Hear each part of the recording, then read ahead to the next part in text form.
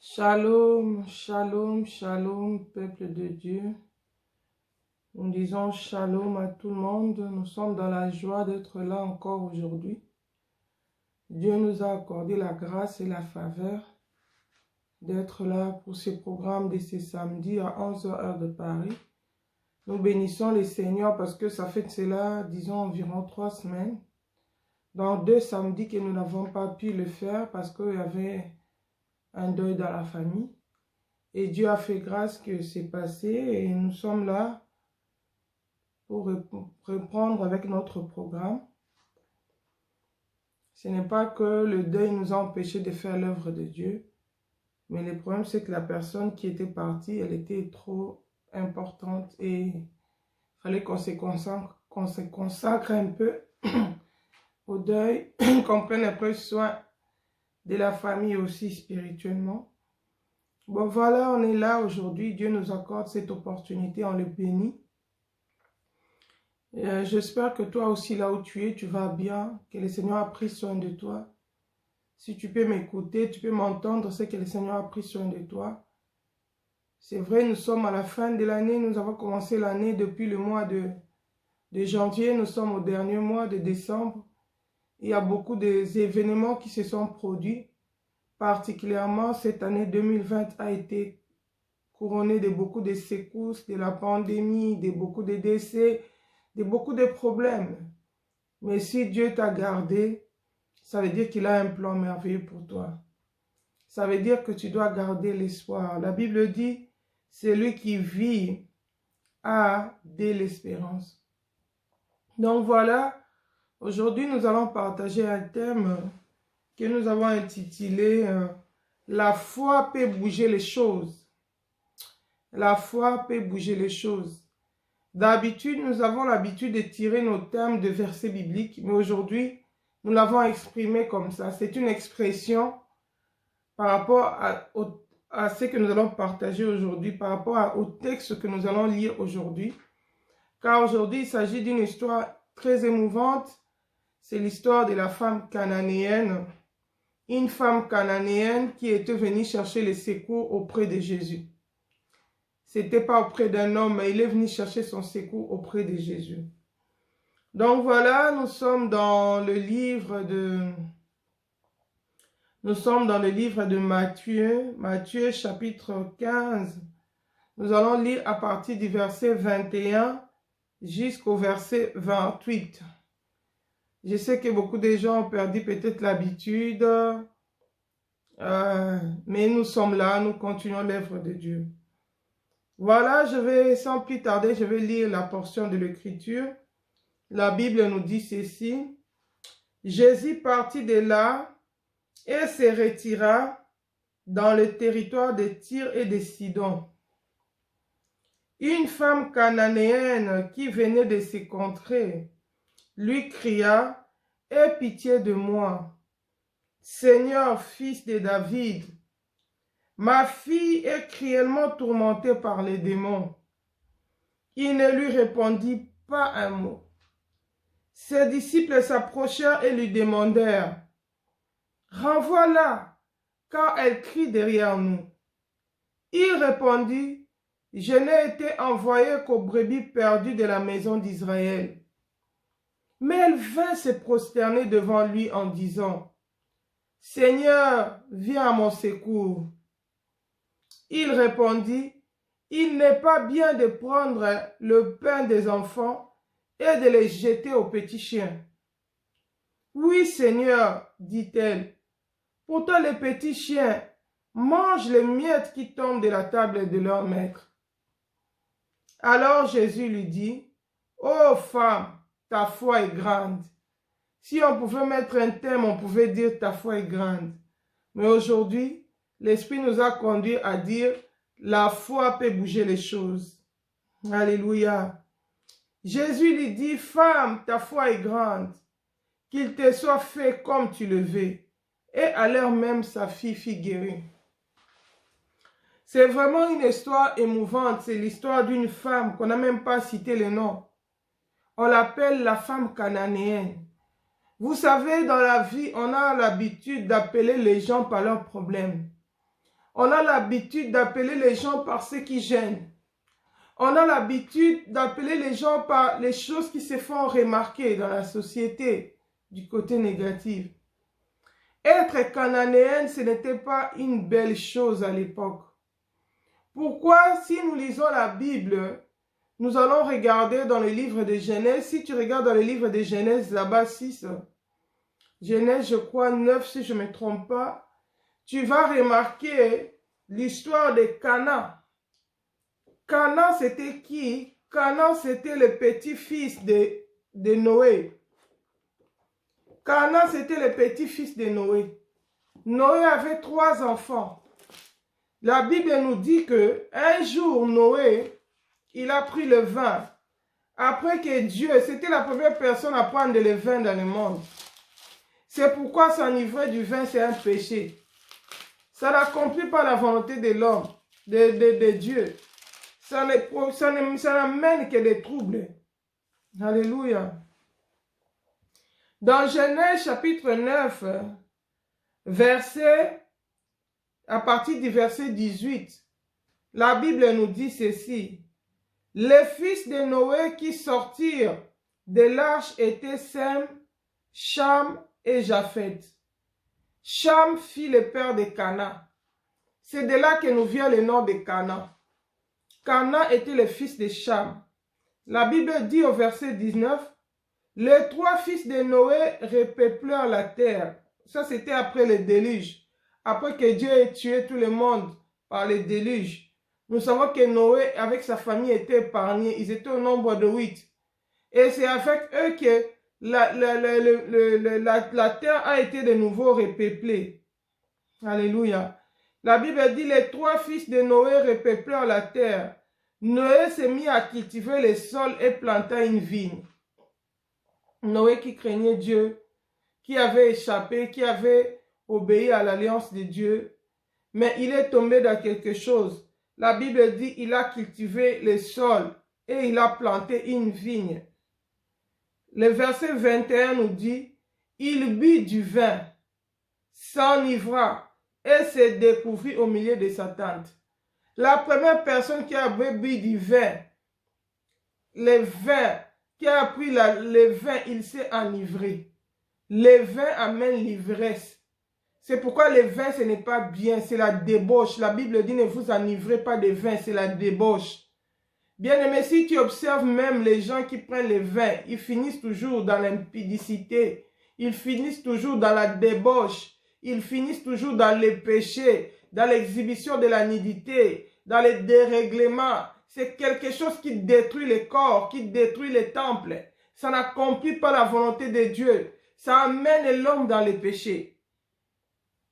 La Bible dit, quand Noé a bu du vin, qu'est-ce qui s'est passé? Il s'est enivré. Et s'est découvert au milieu de sa tête. Il est resté nu. Il est resté nu dans sa tente. Il était ivre. Il ne pouvait pas se contrôler. Il s'est découvert au milieu de sa tente. Il est resté nu à cause du vin. La Bible dit ceci. Cham, père de Cana, vit la nudité de son père et la raconta au dehors à ses frères. Cham est venu découvrir la nudité de son père. Or, découvrir la nudité de son père, c'est une malédiction. Mais c'est arrivé pourquoi? Parce que le père avait bu du vin. Il ne pouvait plus se contrôler. Toi, papa qui es ivrogne, si tu m'entends, répands-toi. Abandonne cette conduite, ça amène la malédiction dans la famille, ça détruit la famille. La première personne qui l'a fait, il a amené la destruction dans l'humanité. Il a introduit la malédiction, malgré l'alliance qu'il avait faite avec Dieu, malgré qu'il était enfant de Dieu. Aujourd'hui, nous voyons beaucoup de serviteurs de Dieu, soi-disant, c'est Dieu qui connaît le vrai, qui sont retombés dans le vin. C'est la débauche. La Bible dit, ne vous enivrez pas de vin, c'est la débauche, mais soyez remplis du Saint-Esprit. Ici, la Bible dit, Noé, il a bu du vin, sa nudité a été découverte. Et son fils est venu découvrir sa nudité. il est parti raconter à ses deux frères. Le verset 23 nous dit, alors Sem et Japheth prirent les manteaux, les mirent tous deux sur leurs épaules, marchant en reculant, et couvrirent la nudité de leur père, comme leur visage était détourné. Ils ne virent pas leur père. Lorsque Noé se réveilla de son vin, il apprit ce que lui avait fait son fils cadet. Il dit, maudit soit Canaan, qu'il soit l'esclave des esclaves pour ses frères. Voilà comment Canaan est né. Canaan, c'était le petit-fils de Noé, l'enfant de Cham.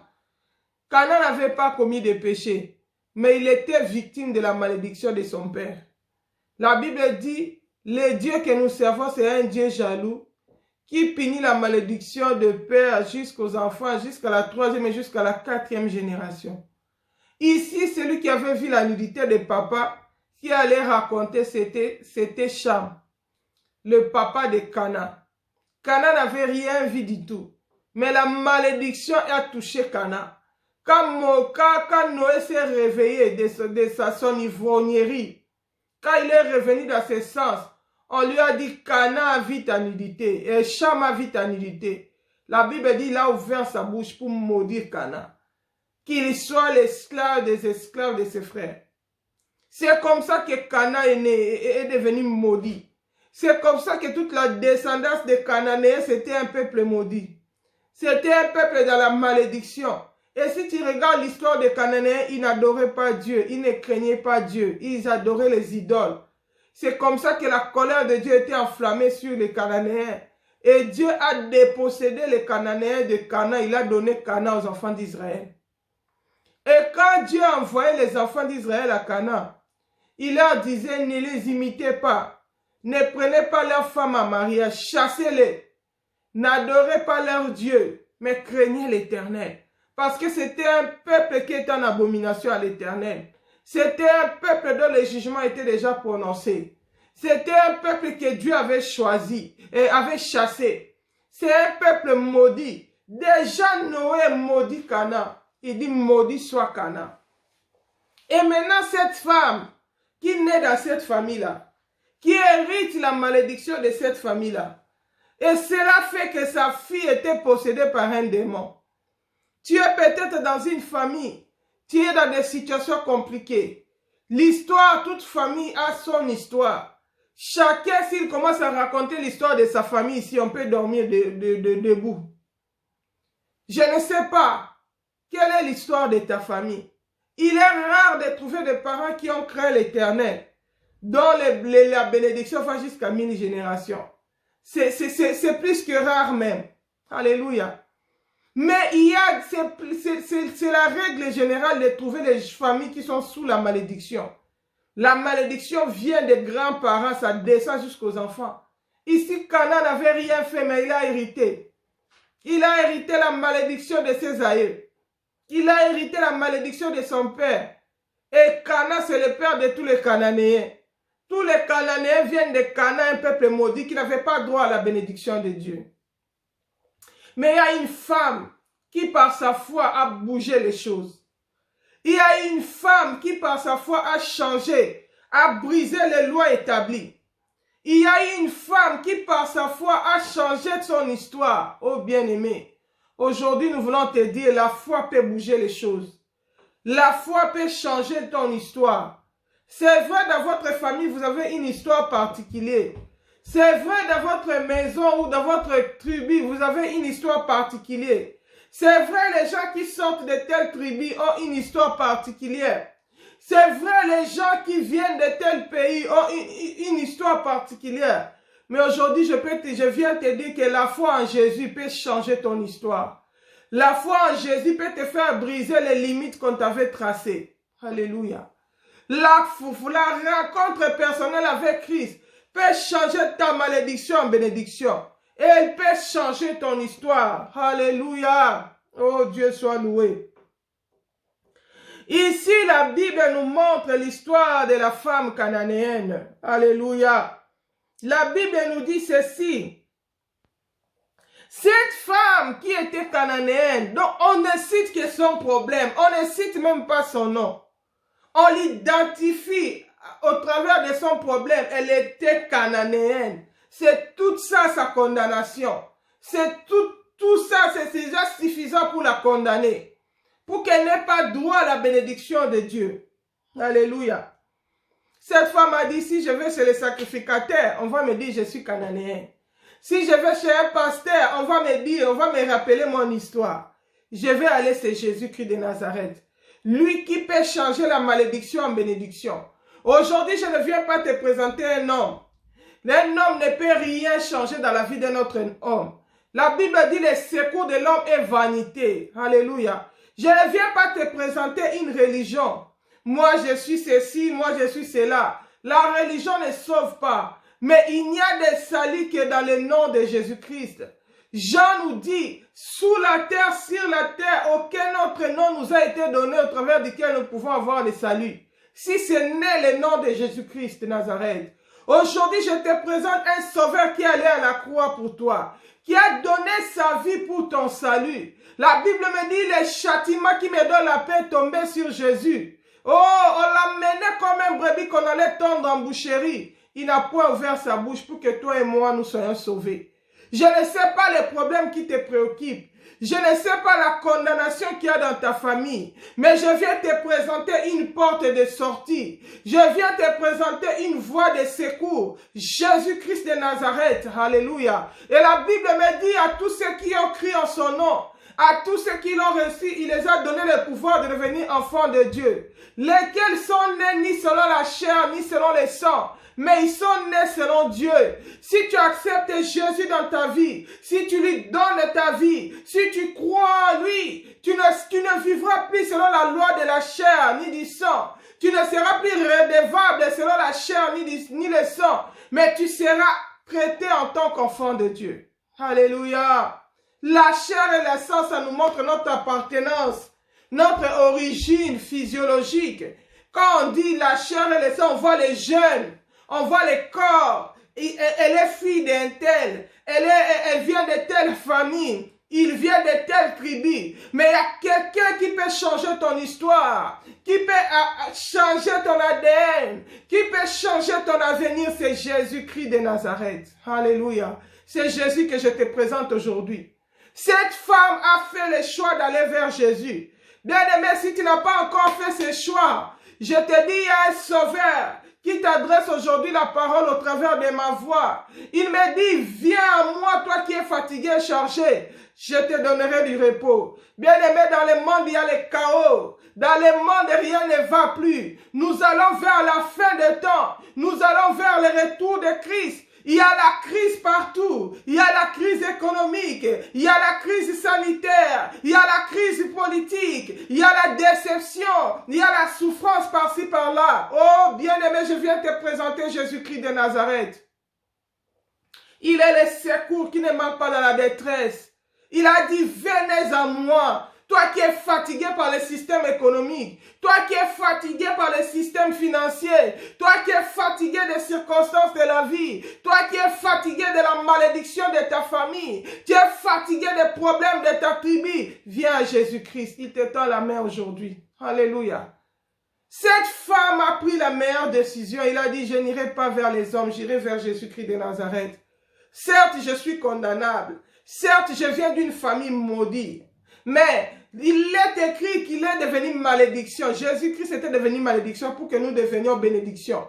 Pour que nous passions de la malédiction à la bénédiction. Car il est écrit, maudit soit quiconque est pendu à la croix. Alléluia. La Bible dit, la femme est allée vers Jésus. Elle a crié, oh bien-aimé. Tu sais, il y a des problèmes qui nous poussent à crier. Tu n'en peux plus, tu es au bout. Alléluia. La Bible dit, la femme cria, aie pitié de moi. Bien-aimé, ce n'était pas un homme, c'était une femme. La Bible dit, quand les femmes pleurent, Dieu entend. En Israël, quand il y avait des problèmes, on appelait les pleureuses. On dit appeler les femmes. Dieu est sensible à la prière de la femme. Mais ici, Le papa de l'enfant aussi, on ne sait pas où il était. Mais la femme a dit, non, non, non, je ne vais pas voir ma fille mourir comme ça. Je vais aller chercher le sauveur de l'humanité. Je vais me tourner vers Jésus-Christ de Nazareth. Maman, ça m'étonne avec tous les problèmes que tu as dans ta famille, tu restes insensible. Tu te réfugies derrière les chapelets. Tu te réfugies derrière la tradition.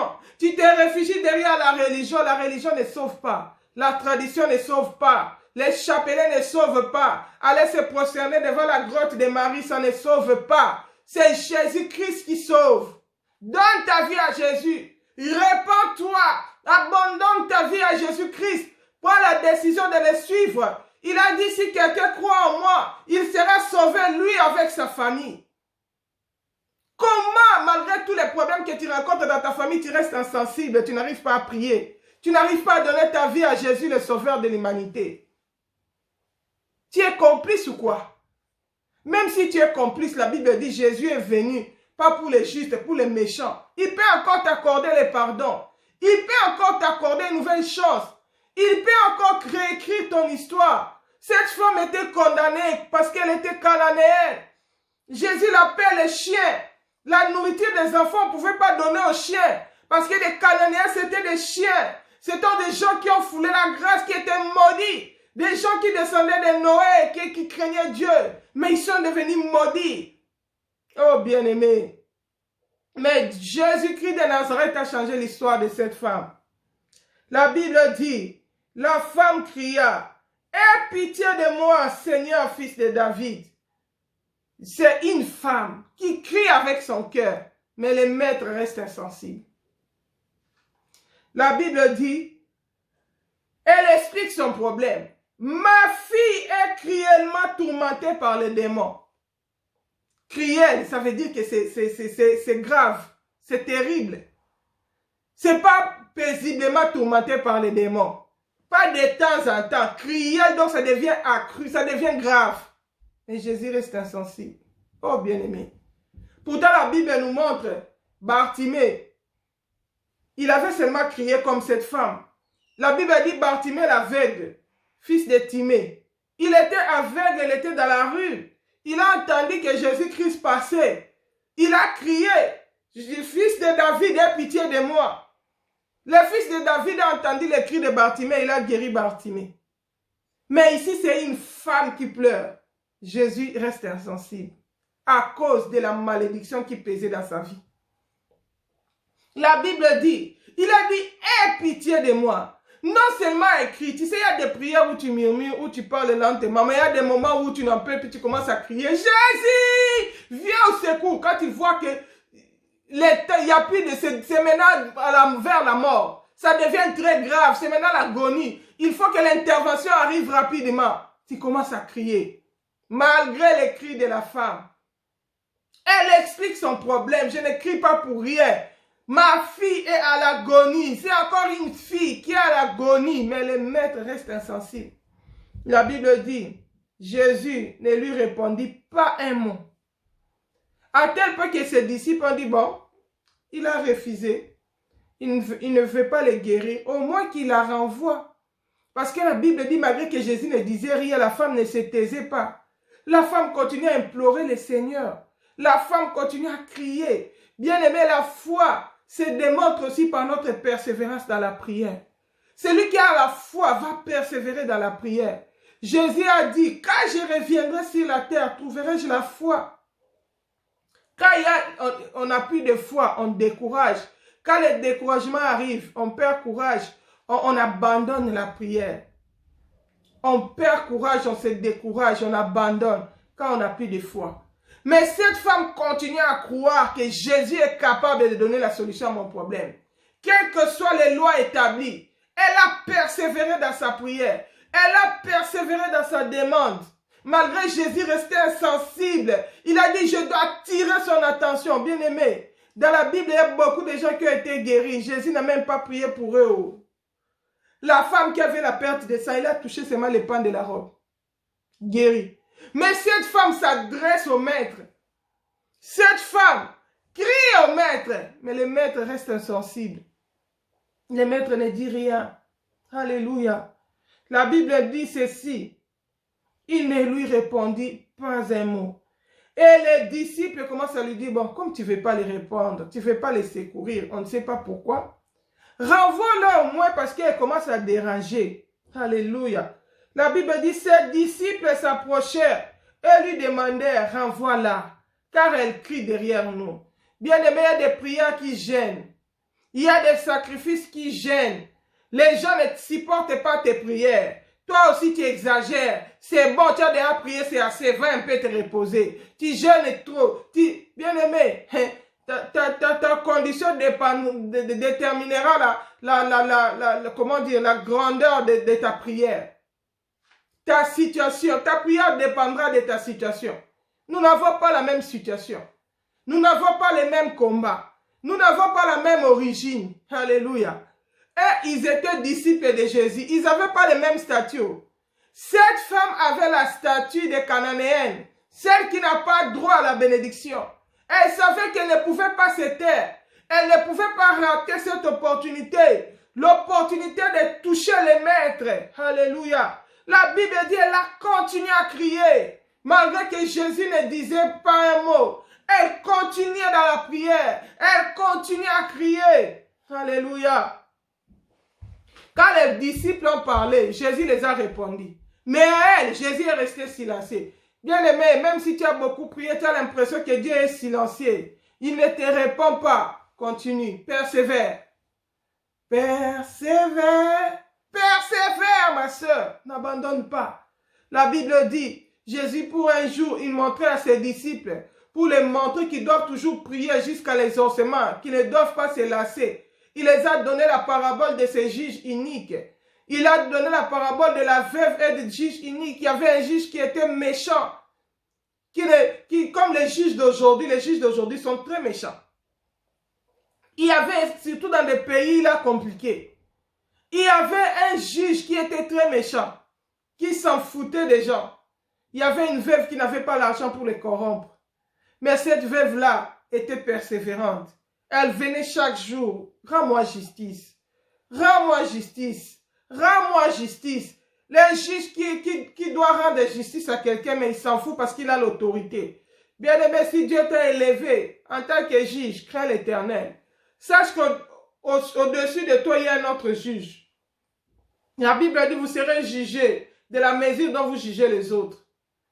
Si tu en profites du statut social de juge que le Seigneur t'a donné pour vivre dans la corruption, pour donner droit aux coupables parce que vous avez eu les pots de vin, parce qu'ils t'ont corrompu, parce que celui qui est juste n'a pas de personne pour les défendre, sache qu'au-dessus de toi, il y a un juge.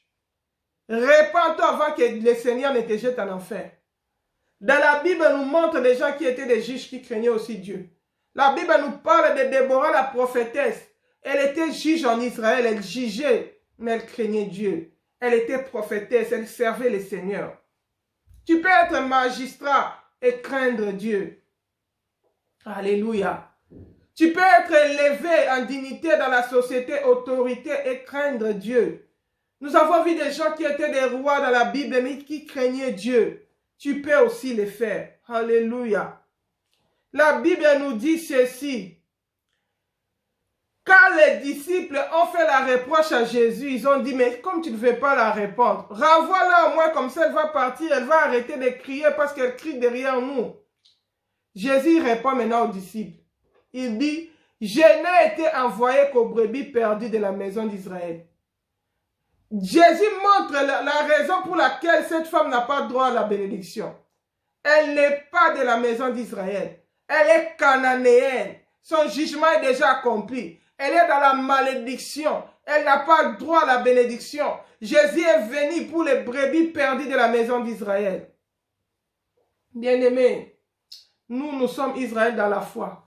Même si nous ne sommes pas Israël charnellement, nous sommes Israël dans la foi. La Bible nous dit dans Colossiens 2, la Bible dit, les murs de séparation qui subsistaient entre nous et les Juifs, Jésus-Christ a brisé ces murs de la séparation. De deux peuples anciens, il n'en a fait qu'un peuple nouveau. Nous qui étions étrangers aux alliances, qui n'avions pas droit de cité en Israël, Jésus a brisé le mur de séparation. Il nous a donné accès jusque dans les lieux très saints. Nous sommes devenus co-héritiers. Alléluia. Nous sommes devenus co-héritiers. Nous avons maintenant, avec Christ, nous avons maintenant les droits de cité en Israël. Alléluia. Nous sommes maintenant comptés enfants de Dieu. En Jésus-Christ, il n'y a plus ni grec, ni juif, ni circoncis, ni incirconcis, ni barbare. Alléluia. La Bible dit, dans Colossiens 3:11, la Bible dit, il n'y a là ni grec, ni juif, ni circoncis, ni incirconcis, ni barbare, ni scythe, ni esclave, ni libre, mais Christ est tout en tout. Avec Christ, il n'y a plus ni esclave, ni... Cana était maudit, il devait être l'esclave des esclaves de ses frères. Mais en Jésus-Christ, il n'était plus esclave. Il avait droit maintenant à la bénédiction. Dieu ne faisait plus exception de personne. La Bible dit que celui qui croit en lui, il a aimé tout le monde, qu'il a envoyé son Fils unique, afin que quiconque croit en lui ne périsse point, mais qu'il ait la vie éternelle. Celui qui croit en Jésus-Christ reçoit la vie éternelle. Il n'est ni esclave. Dieu ne tient plus compte de la circoncision de la chair. Circoncis ou pas circoncis. Cette femme était un incirconcis. Elle était cananéenne. Mais en Jésus-Christ, elle avait droit à la bénédiction. Alléluia. Parce que Jésus est venu effacer l'acte dont les ordonnances nous condamnaient et qui subsistait contre nous. Il les a livrés à la croix. Il les a livrés à un spectacle en triomphant d'elle par la croix. Alléluia. Quand la femme a entendu la réponse de Jésus, qui disait qu'il n'est venu que vers les brebis perdues d'Israël, au lieu de se décourager, elle ne s'est pas découragée. La Bible dit, elle va se prosterner devant le Seigneur. En lui disant, Seigneur, viens à mon secours. Pour lui dire, moi aussi je t'adore. Alléluia. Il est venu se prosterner devant le Seigneur. Malgré mon origine, je t'ai choisi comme mon Seigneur et Sauveur. Je t'adore aussi. Elle est venue se prosterner devant le Seigneur. Oh bien-aimé, je ne sais pas si c'était toi qui allais changer vite d'église. Comme aujourd'hui, les chrétiens d'aujourd'hui, les chrétiens de l'Internet, ils ont 10-15 pasteurs dans le net. Tel, s'il a besoin, il est en train de zapper. S'il a besoin de ceci, il va chez celui-là. S'il remarque que celui-là, ces derniers temps, il n'a plus de l'onction un peu diminué. Ces derniers temps, il cherche celui qui a l'onction plus forte. Pourtant, dans la pensée de Dieu, Dieu place des brebis, beaucoup de brebis, sur un berger. Les bergers doivent veiller sur les brebis. Mais aujourd'hui, nous avons des brebis qui ont beaucoup de bergers. Un brebis qui a beaucoup de bergers, c'est une apostasie, c'est une abomination. C'est en contradiction avec la parole. Il va choisir les bergers qu'il aime, les bergers qu'il veut. À midi, il a besoin de bergers A.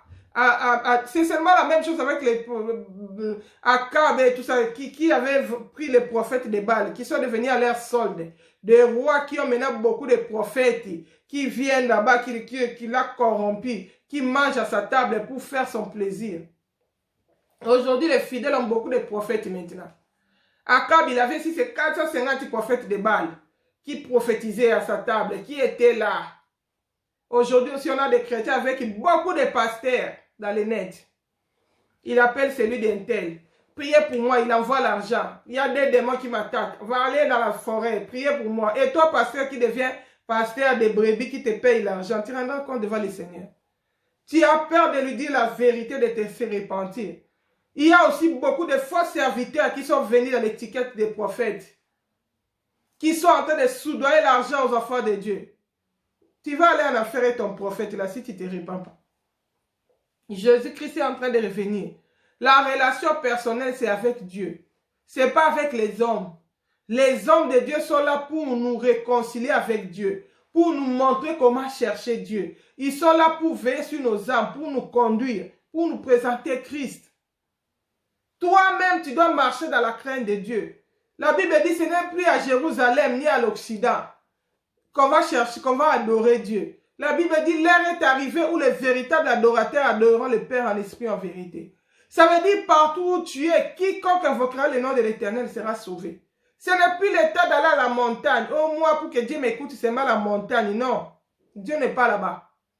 Oh, moi, c'est seulement à Jérusalem. Je dois aller à Jérusalem. Jésus n'est pas à Jérusalem. Il est omniprésent. Il est esprit. Il est partout. Il a dit quiconque l'invoque. Il dit si tu veux prier, entre dans ta chambre, ferme la porte derrière toi. Ton Dieu qui est dans les secrets va t'écouter. Tu ne veux pas entretenir la relation personnelle avec Dieu.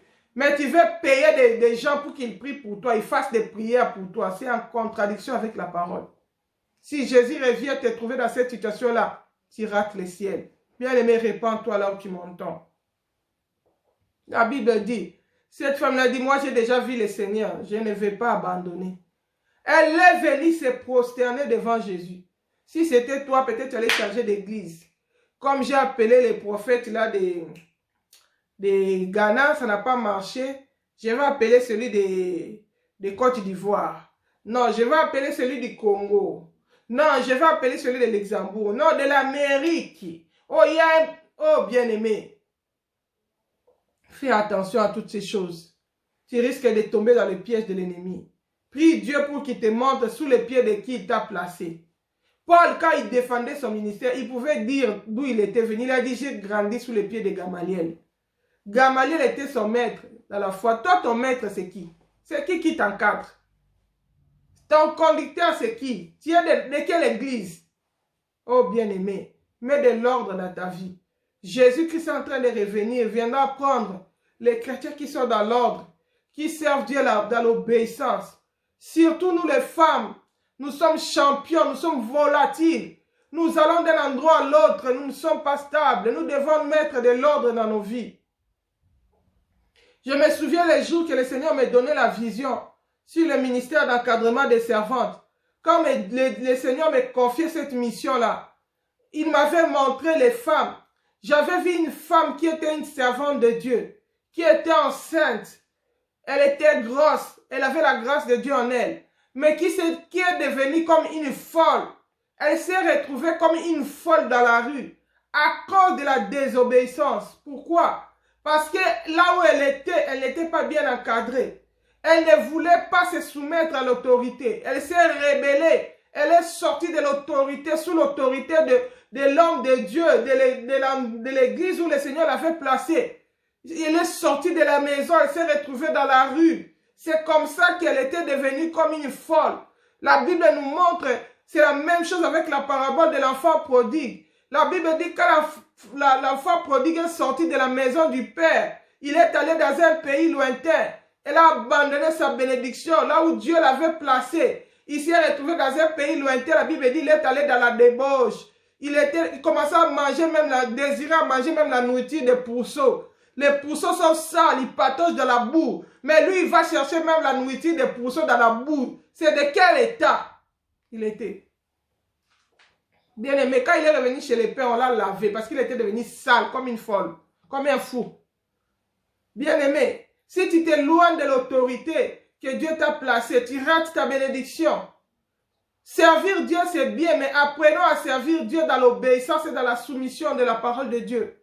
Le Seigneur m'avait dit, beaucoup de femmes, quand ils découvrent seulement la grâce de Dieu en eux, elles ne sont plus obéissantes. Elles ne sont plus soumises à leur conducteur. Elles veulent voler de leurs propres ailes. Elles veulent servir Dieu dans les désordres. Or, Dieu est un Dieu d'ordre. Oh bien-aimé, si tu entends ma voix, répands-toi. Retourne sous les pieds de ton conducteur, de là où Dieu t'a placé, pour que tu puisses servir Dieu dans l'ordre et que la bénédiction puisse descendre. La Bible nous montre quand Judas s'était pendu, il fallait qu'on remette de l'ordre. Judas est parti, il fallait que quelqu'un d'autre prenne sa place, qui ait de l'ordre, comme le Seigneur avait mis 12 apôtres, qui ait de l'ordre. On a rétabli l'ordre, et puis le Saint-Esprit est descendu. Apprenons à servir Dieu dans l'obéissance, dans la soumission totale à la parole de Dieu, dans l'ordre. Nous sommes tous utiles dans le corps du Christ. Ça ne veut pas dire que si toi tu as un don de prophétie, tu ne peux plus être soumis à ton pasteur parce que lui il est moins charismatique que toi. Non. Dieu l'a placé là pour t'encadrer, pour te montrer la voie à suivre. Sois obéissante, humilie-toi. Le Seigneur prendra soin de toi. le Seigneur se souviendra de toi. Il est fidèle. Dans la Bible, toutes ces femmes qui ont été scandalisées par leur leader, qui ont persévéré, le Seigneur s'est souvenu d'eux. Le Seigneur les a fait du bien. Le Seigneur les a bénis. Je ne suis pas en train de te dire que le leader sera toujours bon, même s'il est méchant, toi sois soumis. Le Seigneur te défendra. Ne quitte pas ça que le Seigneur t'a dit de quitter. Si le Seigneur t'a rien dit, reste là, ne te rebelle pas. La rébellion, c'est aussi punissable. Ça va aussi te faire manquer les cieux bien-aimés. La Bible nous montre l'exemple de Anne. Anne qui a son problème, qui est dans l'amertume, parce que sa rivale Pénina était en train de la mortifier. Elle qui était stérile, qui n'avait pas d'enfant. Elle est en train de répandre son âme devant le Seigneur. Mais le sacrificateur vient lui dire, toi aussi, jusqu'à quand tu vas faire passer ton ivresse. On lui donne une identité, excusez-moi, on attribue à Anne une identité qu'elle n'avait pas. On lui donne, on le taxe d'un péché qu'elle ne commettait même pas, l'ivrogne.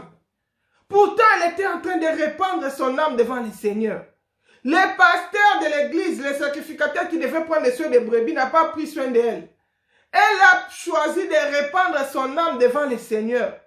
Elle a choisi de confier son sort à l'Éternel, de mettre en elle sa confiance. Aujourd'hui, nous sommes beaucoup déçus parce que nous mettons notre confiance dans l'homme, l'homme est l'homme. Confie ton sort à l'Éternel. Mets en lui ta confiance, il agira. Si tu mets ta confiance en Dieu, tu ne vas pas blâmer les hommes. Aujourd'hui, nous avons une génération de chrétiens d'Internet qui sont devenus des juges, qui sont là à juger, à condamner. Hey, tel homme de Dieu, il a fait ça, j'abandonne, je pense ceci, je change ceci, je fais ceci. Hey, bien-aimé, Jésus va te trouver en train de papillonner dans les églises, tu risques de manquer le ciel. Sois là où le Seigneur t'a placé. Cherche la volonté de Dieu pour connaître l'endroit où le Seigneur t'a placé et sers Dieu avec fidélité dans cet endroit. Tous les gens qui ont servi Dieu dans la Bible, ils avaient leur identité. On connaissait leur lieu, on connaissait leur endroit où le Seigneur les avait placés. La Bible nous montre l'exemple de Saul. Dieu l'avait déjà raconté dans les chemins de Damas. Il avait déjà montré son appel. Mais avant que Paul commence à aller en mission, la Bible dit qu'ils étaient dans l'église d'Antioche. Ils priaient à l'église d'Antioche. Ils servaient Dieu dans le jeûne et dans la prière. Et l'Esprit fit dire, mais mettez-moi à part Paul et Barnabas pour l'œuvre à laquelle je les ai appelés. Toi, tu pries Dieu où? Quelle est ton adresse? Qui rendra compte de ton âme? Quand tout va mal, tu cherches les hommes de Dieu. Et tel homme prie, ce pasteur, il ne prie pas pour moi. Il ne s'occupe pas des brebis. C'est pourquoi? Non, Dieu est fidèle. Si tu crains Dieu, Dieu prendra soin de toi. La Bible dit, l'ange de l'Éternel campe auprès de ceux qui craignent Dieu, pour les arracher du danger. La Bible dit que le Seigneur honore la foi. Si tu parles au Seigneur, il va écouter. Crains Dieu, obéis à la parole de Dieu. Mais quand tout va bien, on ne sait même plus qui a prié pour toi. On ne sait même plus, c'est là maintenant tu attribues ta propre gloire. Quand ça ne va pas, tu acquises les hommes de Dieu. Bien-aimé, répands-toi. Ce n'est plus l'heure de papillonner. Quand le Seigneur m'avait visité, il m'avait montré la vision sur la persécution de l'église. Je voyais des gens aller d'une église à l'autre. Les gens changeaient les églises. Pourquoi? Ils étaient à la recherche de solutions à leurs problèmes. Bien-aimé, si tu es encore à la recherche de solutions à tes problèmes, tu perds le temps. C'est le temps de rechercher le ciel. Jésus-Christ est en train de revenir. La Bible dit, cherchez premièrement le royaume et la justice de Dieu. Quand tu vas chercher cela, le Seigneur va prendre soin de toi. La Bible dit, ce sont les païens qui s'inquiètent pour les choses de ce monde. Votre Père Céleste sait de quoi vous avez besoin. Dieu honore la foi. Dieu prend soin de ses enfants. Il est un Dieu fidèle. Il a dit, je ne t'abandonnerai pas, je ne te délaisserai pas. Apprends à faire confiance en Dieu. Sers le Seigneur dans la soumission et dans l'obéissance totale de sa parole. Alléluia. La femme cananéenne n'a pas changé de destination. Il n'a pas dit, ah, ce pasteur, ce n'est pas un vrai homme de Dieu. Comment tout un pasteur, quelqu'un qui a un problème vraiment, sa fille est vraiment tourmentée cruellement par les démons. Et il vient crier à lui, regarde la réponse, c'est un pasteur inconverti. Si c'était toi et moi, on allait entrer dans Facebook, dans WhatsApp. écouter un peu la réponse de tel pasteur. Tu allais filmer ça, tu allais partager chez tout le monde dans les sociaux médias. On allait commencer à commenter, regarder un peu. Ça, c'est quel genre de pasteur? Les brebis ont des problèmes. Lui, il dit, il n'est venu que pour les brebis perdues d'Israël. Donc, dans cette église, on commence à choisir les gens. La Bible dit, Jésus avait dit, il ne faut pas choisir les gens. Plein de discours. Mais cette femme était déterminée. Elle ne se fiait pas de ce que Jésus disait, ni de ce que les hommes disaient. Elle persévérait dans sa foi. Elle savait que la foi, Jésus a dit, si vous avez la foi, ne fût-ce que comme une graine de sénévé, vous allez dire à cette montagne, ôte-toi de là et jette-toi là, la montagne va obéir. Elle était dans la persévérance. Alléluia. La Bible nous dit, elle vient se prosterner, elle augmente la dimension. Elle a arrêté les cris. Elle a dit, les cris, je vois, ça ne fait rien. Mais là, je dois aller dans la prosternation.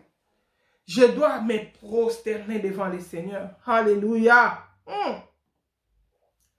Le Seigneur lui répond. Maintenant, quand elle se prosterne, elle augmente les dimensions de prière. Elle va dans la prosternation. Elle supplie le Seigneur.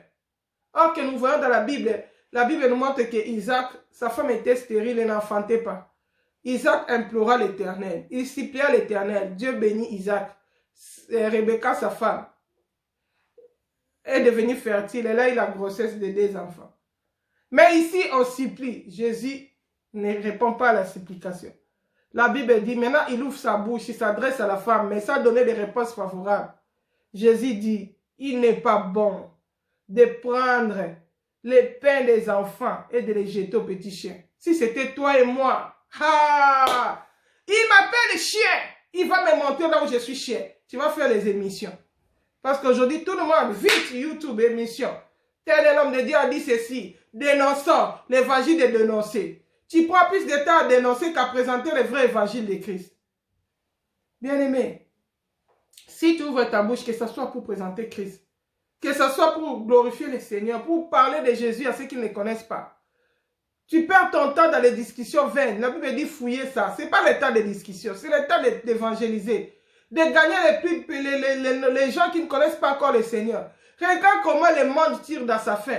Il y a combien de gens qui nous entourent qui ne connaissent pas le Seigneur. Parlons de Christ. Des fois même les dénonciations, là, ça rend encore plus incrédule. Les gens abandonnent l'église, sont découragés. Ah, ces gens comprenaient pour des serviteurs de Dieu, c'est comme ça qu'ils sont fatigués. Parle-lui de l'amour de Dieu. Présente-lui Christ. Présente-lui le jugement de Dieu. Comment Dieu va juger ce monde. Qu'il ait la crainte de Dieu et qu'il prenne la décision de donner sa vie à Christ. Alléluia. La Bible dit, cette femme, elle a accepté son identité de pécheresse.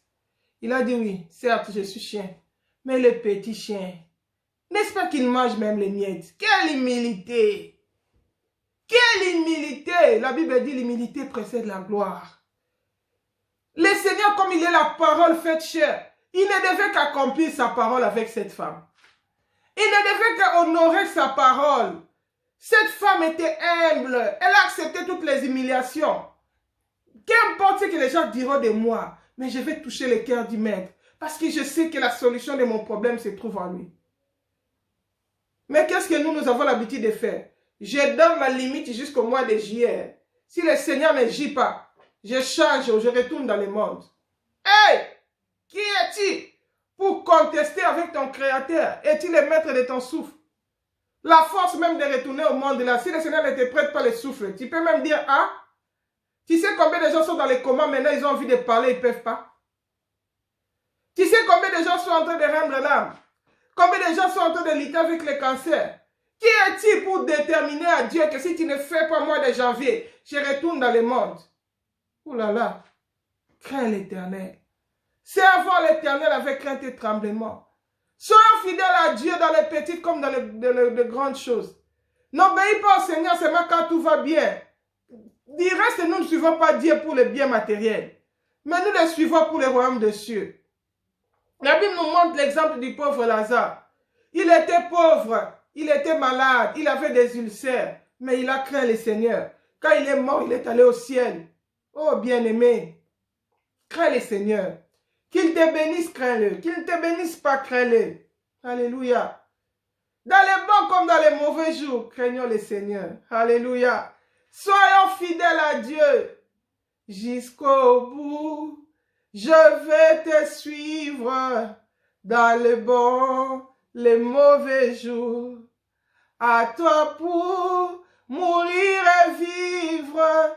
À toi, Jésus, pour toujours. L'amour de ma vie, Jésus, jusqu'au bout. Moi, je vais te suivre dans les bons et les mauvais jours. Quels que soient les jugements des hommes, quelles que soient les étiquettes des hommes, que les hommes m'encouragent, qu'ils me découragent, je vais suivre Jésus jusqu'au bout.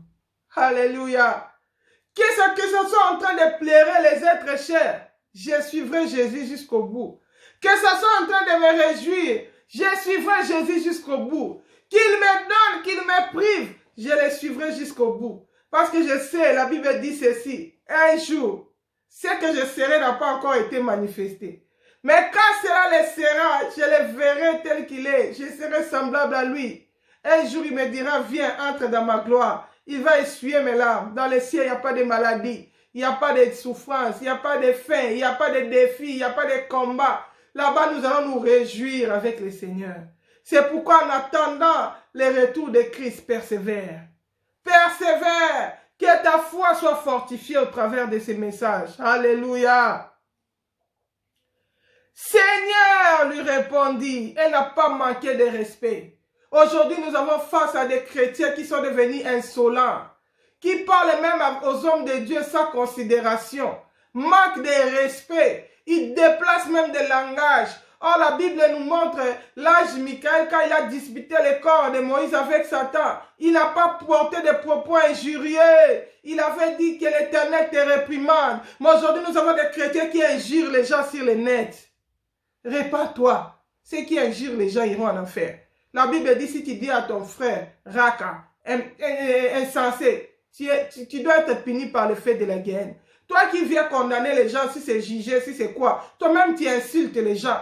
Toi-même tu es déjà digne d'entrer en enfer. Répentons-nous, préparons-nous pour le ciel. Jésus-Christ est à la porte. Ce n'est plus le temps d'aller dans la distraction. Ne perdons pas notre temps dans des choses qui ne glorifient pas le Seigneur. Mais apprenons à craindre l'Éternel, à le servir avec crainte et tremblement. Alors Jésus lui dit, « Oh femme, ta foi est grande. » Elle a atteint son objectif. Le cœur du maître a été touché et Jésus a libéré une parole. Oh femme, Jésus est touché par la foi de cette femme. Où sont encore ces femmes qui peuvent toucher les maîtres par leur foi? Qui peuvent être fidèles au Seigneur, quels que soient les réprimands, quels que soient les mépris des hommes. Oh non, moi je ne sais plus, moi je laisse pour moi. Les gens m'ont critiqué, les gens ne m'aiment plus. Depuis que je me suis dépouillé, j'ai vu les rejets, bien-aimés. Où sont ces femmes de foi qui vont persévérer jusqu'à la fin, qui vont rester fidèles au maître, qui vont rester fidèles dans la soumission? Moi, j'ai déjà vu même de ma épouse, des serviteurs, de dire, je retourne dans le monde. Parce que l'homme a été l'occasion de chuter pour lui. Si un homme te déçoit, Jésus ne t'a pas encore déçu. Reste fidèle à Jésus. Sois fidèle à Jésus. Sois fidèle à Jésus. Il honore la foi. La Bible dit, sans la foi, nous ne pouvons pas être agréables à Dieu. Le Seigneur lui a dit, alors Jésus lui dit, oh femme, ta foi est grande. Qu'il te soit fait comme tu le veux. Et à l'heure même, sa fille fut guérie. Alléluia, quelle gloire, quelle joie. Quel jour de gloire quand Jésus m'a sauvé. Quel jour de gloire quand cette femme a été exaucée. Quel jour de gloire quand le Seigneur a répondu à son besoin. Elle a atteint son objectif. Aujourd'hui, le Seigneur te parle à toi qui es découragé, à toi qui es devenu triste, tu as perdu l'espoir. Il y a encore de l'espérance. Alléluia. Sache que la foi peut bouger les choses. Que le Seigneur nous bénisse, que le Seigneur élève ta foi, que le Seigneur fasse grandir ta foi dans ces moments difficiles, dans ces moments de crise. Jette tes regards au Seigneur. Compte sur Jésus. Qu'importe ce que les hommes peuvent dire, quels que soient les obstacles, persévère. Et le Dieu qui honore la foi ne manquera pas de te bénir. Voilà, nous allons nous arrêter là aujourd'hui. Que le Seigneur bénisse ces messages, que le Seigneur bénisse toute personne qui aura l'occasion de le suivre. Je sais que beaucoup de gens ne s'attendaient plus que je passe sur live. Comme nous avons fait plus de 3 semaines, on ne l'a pas fait. Mais on est là. Toi qui auras l'occasion de le suivre, dis à ton frère, à ta soeur, rendez-vous samedi prochain à 11h, heure de Paris. Que le Seigneur vous bénisse. D'ici là, portez-vous bien. N'oublions pas, lavons nos robes, sanctifions-nous, car Jésus-Christ est à la porte, il est en train de revenir. Que le Seigneur vous bénisse. Shalom, shalom. Bye bye.